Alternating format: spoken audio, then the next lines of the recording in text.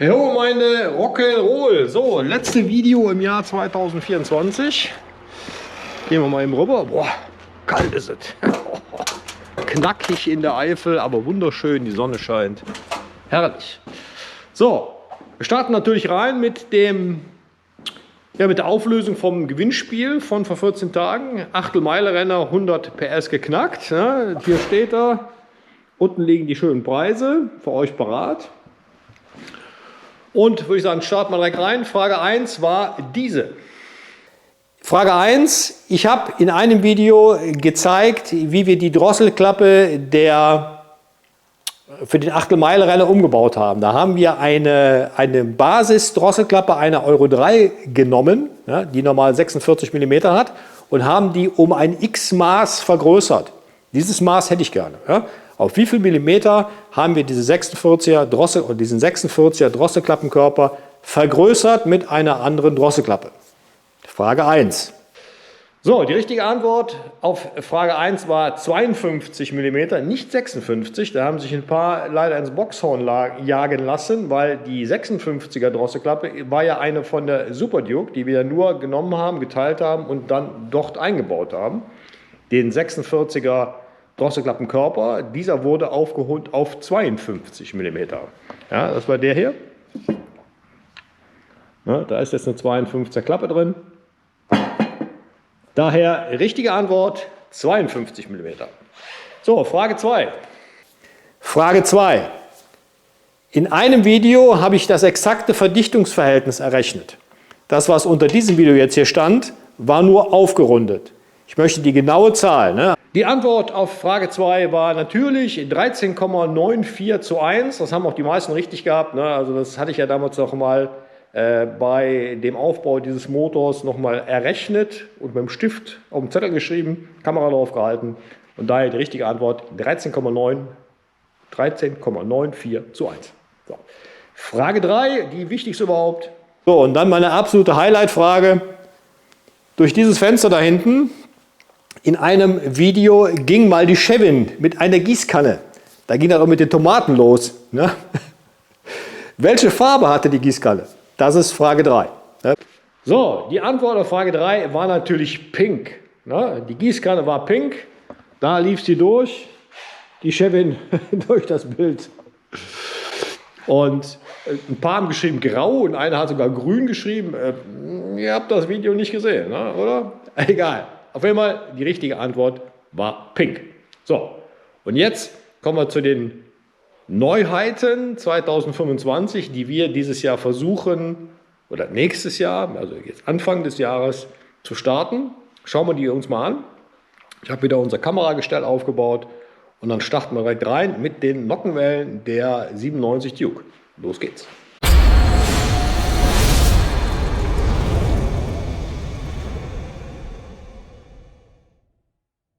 So, kommen wir zu dem ersten oder zur ersten Neuheit, die wir dann versuchen 2025 an den Start zu bringen, beziehungsweise in einen Testmotor zu verbauen. Das sind unsere überarbeiteten Nockenwellen für die 97er Motoren. Nochmal kurz zur Erinnerung, falls irgendjemand jetzt zuschaut, der das Problem noch nicht kennt, was ich zwar nicht glaube, aber trotzdem kommen wir nochmal ganz kurz rein ins Thema. Die Original-Nockenwellen laufen unheimlich gerne ein, das seht ihr hier. Ja, also richtig so stark verewigt sich der Schlepphebel da drin, der halt sehr hart ist, der ist DLC beschichtet und dass es eben halt sehr häufig zu Nockenwellenschäden kommt. Ja. Es gibt auch noch andere Probleme bei dem Motor, mit zum Beispiel auch verstopften Öldüsen, aber halt auch mit ein Grundproblem ist, dass eben halt die Paarung der Nockenwelle bzw.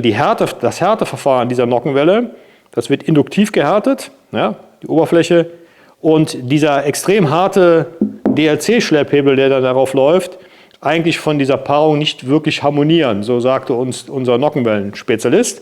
Ja, das ist eigentlich, das eine ist zu weich, das andere ist zu hart. So. Die Problematik war jetzt, das ist leider bei unheimlich vielen Fahrzeugen vorgekommen. Ne? Müsst ihr mal eingeben im Netz, Nockenwellenschäden 97 oder auf Englisch eben halt Cheesy Camshafts, ja, auch ein sehr geflügeltes Wort geworden jetzt, gerade auf YouTube. Da werdet ihr eine Menge finden. Aber wir müssen ja irgendwo eine Lösung finden. So, da habe ich ihn gefragt, was machen wir denn am besten? Oder was wäre denn das beste Härteverfahren für Nockenwellen, die auf DLC-Schlepphebeln laufen? Da meinte er, klar, habe ich eine Idee, nitrieren. So, ja, das sind unsere Nockenwellen. Die sind jetzt nitriert worden.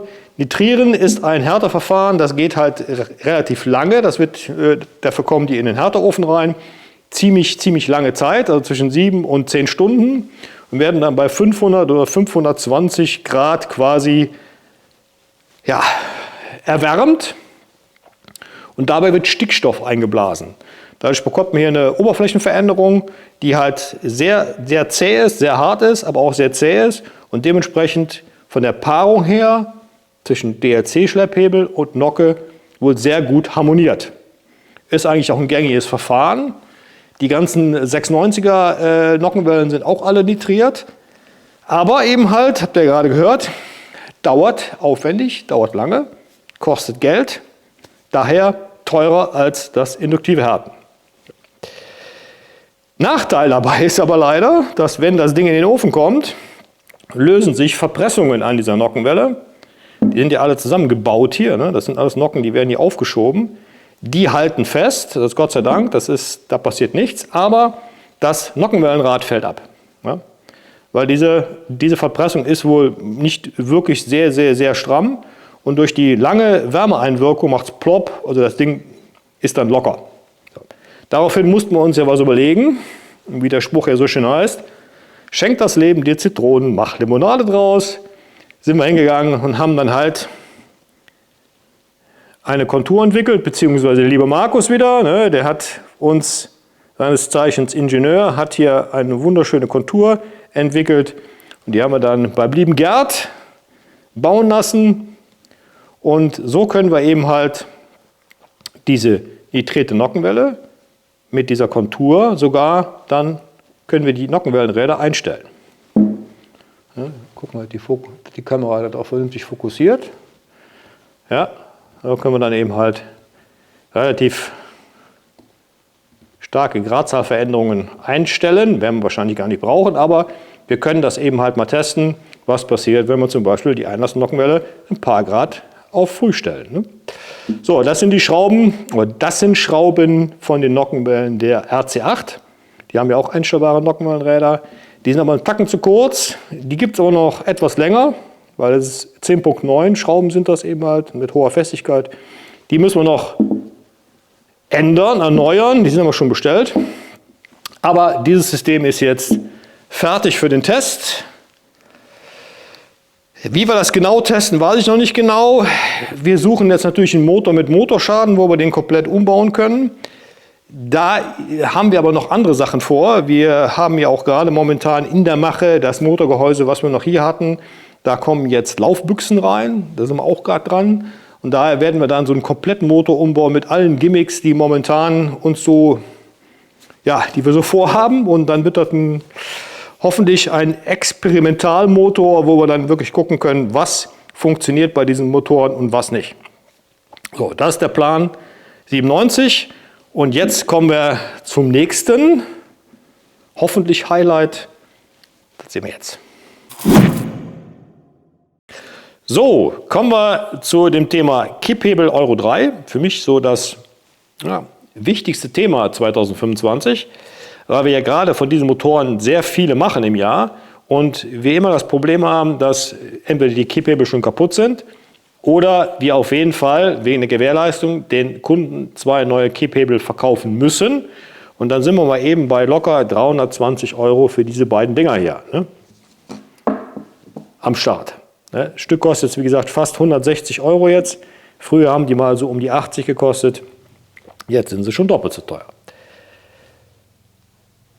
Folgende Probleme treten ja immer auf. Entweder es läuft die Originalachse hier ein, ne, also die Nadeln, die hier drin laufen, das sieht so aus,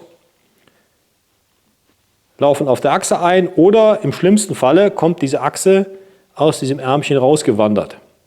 Ja, hatten wir ja gerade so 2014, 2015 bei den Drive-by-Wire-Modellen, bei den ersten, war das ja gern genommen, weil diese Verpressung nicht korrekt war, beziehungsweise hier diese Phase, die man hier angebracht hat, die war zu tief.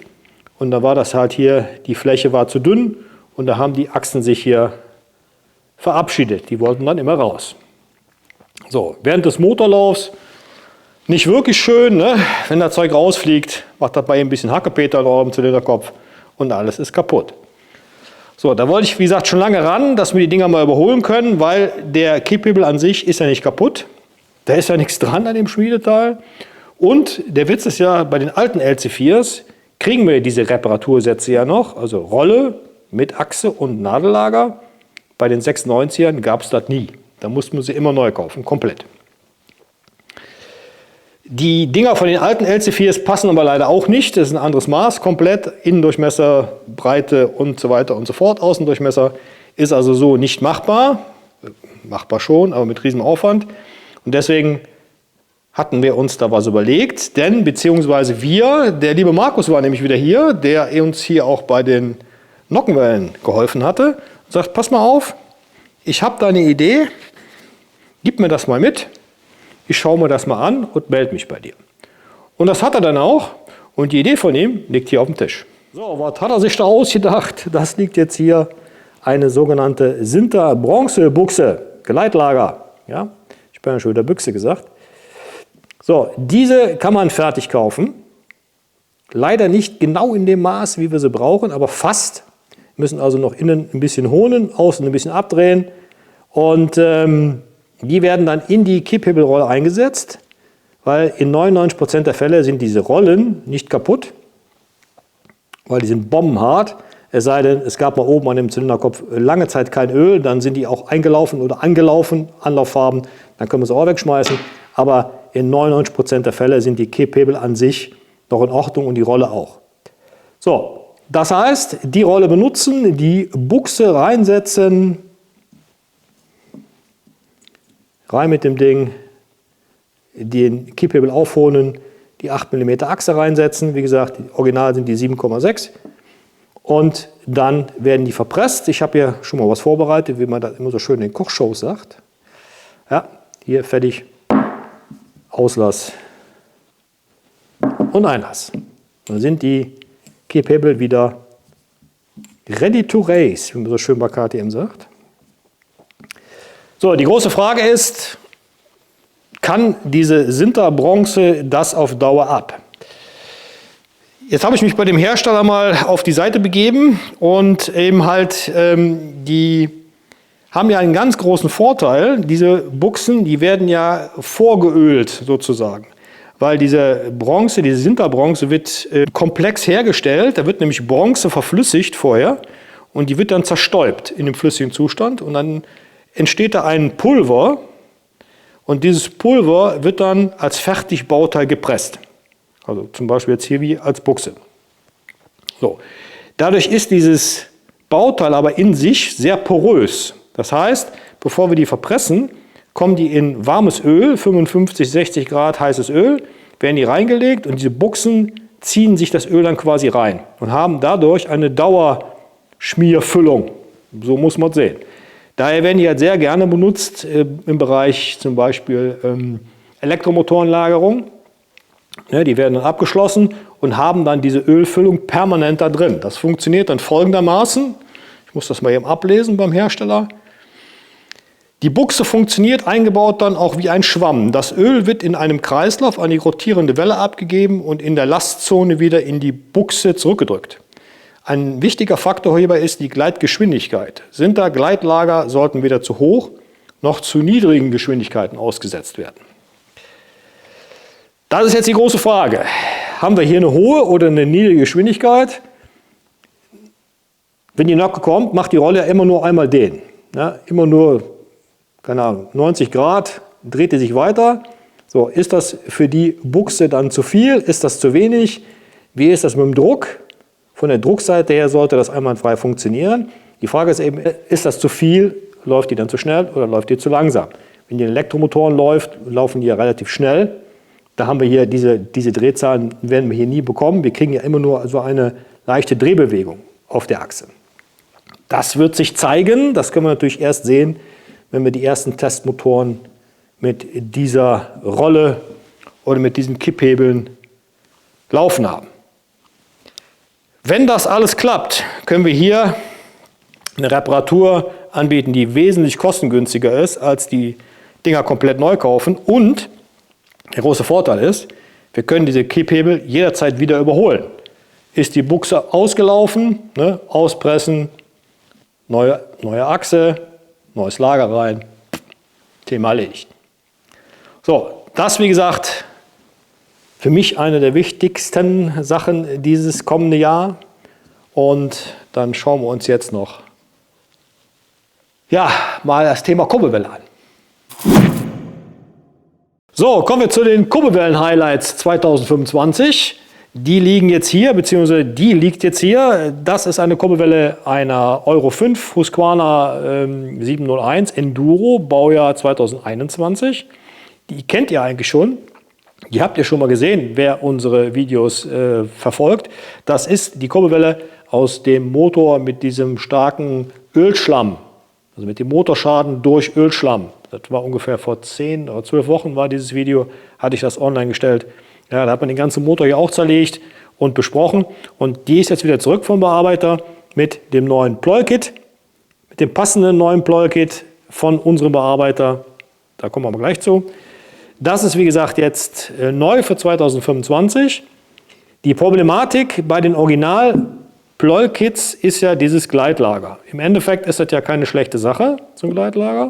Ja, hydrodynamisches Lager, wie es so schön heißt. Aber wenn halt Fremdkomponenten eingetragen werden, zum Beispiel Kühlmittel, und der Bestandteil des Kühlmittels ist ja halt, oder die Frostschutzkomponente ist ja Monoethylenglykol, wenn das halt immer permanent so leicht eingetragen wird und dann seine zerstörerische Wirkung in dem Ölpaket entfalten kann, passiert dann Folgendes, zum Beispiel an einem Mehrschichtlager, das hier, ja, hatte ich auch in dem Video gezeigt, dann wird hier oben wird die Fläche von dem Gleitlager angelöst auf Dauer und dann fängt das hier an kaputt zu gehen. In dem Motor war ja noch mehr kaputt, der war ja komplett verschlammt, ne? Also der hatte richtig Ölschlamm, weil diese Alkoholverbindung erzeugt halt oder initiiert halt diesen Ölschlamm. Und bei Ölschlamm, ne, haben wir ja dann die Druckseiten vom Kolben waren kaputt, ne, Lager waren kaputt, die Nockenwelle war total versaut und. Und daher ist das natürlich immer sehr ärgerlich, wenn das passiert, nur in Anführungsstrichen, weil da eine kleine Undichtigkeit an der Zylinderkopfdichtung war. Das wäre aber auch so kein Problem, wenn man ja wenigstens diesen Pleuelkit überholen könnte mit einem neuen Lager, also mit einem neuen Gleitlager-Kit. Das gibt es aber nicht. Ne? Das Ding gibt es nur komplett mit Bolzen, so wie hier liegt. Auch weit über 300 €. Ne? Nur weil eben halt jetzt hier dieses Lager kaputt ist, weil die Stange an sich, ja, also die Pleuelstange an sich, da ist nichts dran. Ja? Also hier nochmal, wäre vielleicht eine gute Idee für Aftermarket-Hersteller, da mal was zu machen. Ob da was kommt, ich weiß es nicht. Wir werden sehen. So, aber als Alternative gibt es natürlich noch andere Pleuelkits, beziehungsweise hat unser Bearbeiter, die Firma Westermann, hier neue Pleuelkits erstellen lassen. Die laufen hier unten mit einem Nadellager, so wie wir das kennen von früher mit den Euro 3 Modellen. Und hier oben haben wir auch eine Sinterbronzebüchse. Ich vermute mal, dass es Sinterbronze ist, ja, die hier eingesetzt worden ist.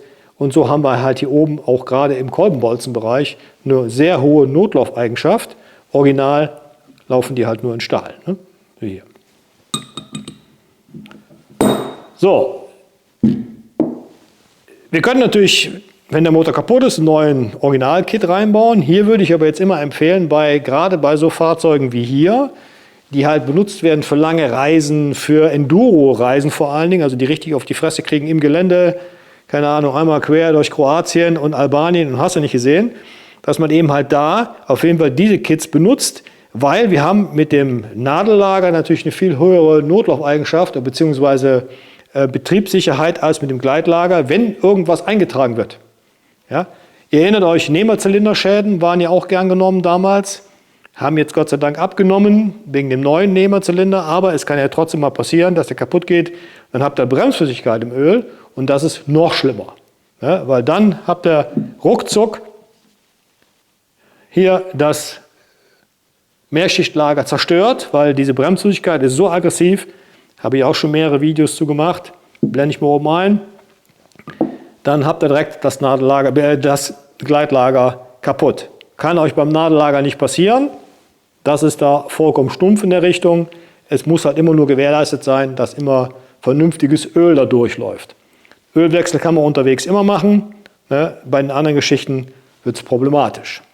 Daher für diese Motoren oder für diese Fahrzeuge, die für solche Sachen benutzt werden, Rallye, Langstrecke, wie auch immer, würden wir dann immer empfehlen, hier anstatt des Originalpleuels mit Gleitlager dann immer die Umbaukits mit dem Nadellager zu benutzen. So, das wäre das nächste, was 2025 auf jeden Fall bei uns an den Start geht. Den Motor bauen wir auch bald zusammen. Dementsprechend halten wir auch mal die Kamera drauf, damit ihr auch seht und hört, wie schön der dann läuft. Gut, kommen wir zum nächsten. So, hier haben wir ein formschönes Rohr von der Firma Alatech. Die meisten von euch kennen das ja. Das ist der Powerbomb-Krümmer für die Modelle KTM 96, SMCR, Husqvarna 701 oder eben halt GasGas 700. Aber dieser neue hat jetzt hier eine Nummer drauf eingraviert. Und diese Nummer steht auch hier drin. Und hier oben steht TÜV Rheinland. Ja? Also, wir haben jetzt für diesen Krümmer, oder die Firma Alatech hat jetzt für diesen Krümmer ein Teilegutachten. Heißt, ihr müsst, bevor ihr das montiert, das Ding, zum Straßenverkehrsamt, Fahrzeugpapiere mitnehmen und dann lasst ihr das schön hier, trag mal ein, bezahlen und dann ist das Ding bei euch in eurem Zulassungsbescheinigung Teil 1 heißt das, eingetragen. Ja? Es ist keine EG-ABE, das darf man nicht verwechseln, weil, das ist ein bisschen komplex hier in der EU, eine EG-ABE gibt es nur, wenn die komplette Schalldämpferanlage geprüft wird. Siehe auch Video von der Leo Winch Komplettanlage, die wir gemacht haben. Ja? Da hat der Hersteller den Krümmer mit dem Endschalldämpfer prüfen lassen und dann hat diese Komplettanlage auch eine komplette Zulassung als EG-ABE. Ne? Allgemeine Betriebserlaubnis, klar. Aber auch nur, weil diese Anlage so aufgebaut ist, dass sie nicht würfelbar ist, nennen wir das mal. Ihr könnt also nicht den Krümmer nehmen und könnt da den Originalschalldämpfer dran stecken. Ihr könnt auch keinen normalen Slip-on Leo Winch dran stecken, weil die Mittelverbindung ist komplett anders. Ja, es muss gewährleistet sein, dass diese Anlage nur am Stück an sich verbaut werden kann. Dann gibt es eine EG-ABE. Alles andere kann man testen lassen. Endschalldämpfer, auch eine EG-ABE. Krümmer nicht. So. Warum nicht? Weil eben halt diese Krümmer dann in verschiedenen Endschalldämpfern oder mit verschiedenen Endschalldämpfern verbaut werden könnten. Und dann werden die Messergebnisse halt nicht so, wie man sie da geprüft hat. Ja? Willkommen in der Bürokratie, das ist ja nichts Neues. Aber es gibt halt die Möglichkeit, die Krümmeranlagen dann über ein Teilegutachten in Deutschland zuzulassen. Aber sie müssen dann halt, wie gesagt, vorher eingetragen werden in euren Fahrzeugpapieren. So, das hat die Firma Alatech machen lassen. Das war recht aufwendig, ne? Zeitraubend und auch sehr teuer, gerade beim TÜV. Ne? Aber sie haben es gemacht. Und der große Vorteil ist jetzt für alle Modelle, Husqvarna, KTM, GasGas und auch für die A2-Modelle. Das heißt, ne, wenn ihr gerade mal euren Stufenführerschein habt, ja, ihr könnt schön euer Weihnachtsgeld investieren. Auch da dürft ihr diesen Krümmer montieren und eintragen lassen. Ja, also eine schöne Sache. Vor allen Dingen, ne, der ist ja richtig geil, wenn er schön blau ist. Und er hat ja den großen Vorteil, durch die Powerbomb macht er untenrum noch ein bisschen mehr Drehmoment. Ne, einen Tacken mehr und alles ist schön. So, dann würde ich sagen, kommen wir zum Schluss. Das war es dann für die Highlights Anfang 25. Ich hoffe, ich kann euch noch mehr bieten. Das wird aber noch ein bisschen dauern dann. Ne? Dann kommen wir erstmal ins Frühjahr rein. Dann sehen wir weiter. Ein paar Sachen haben wir noch im Petto. Ein paar geile Aufträge kommen da auch noch rein.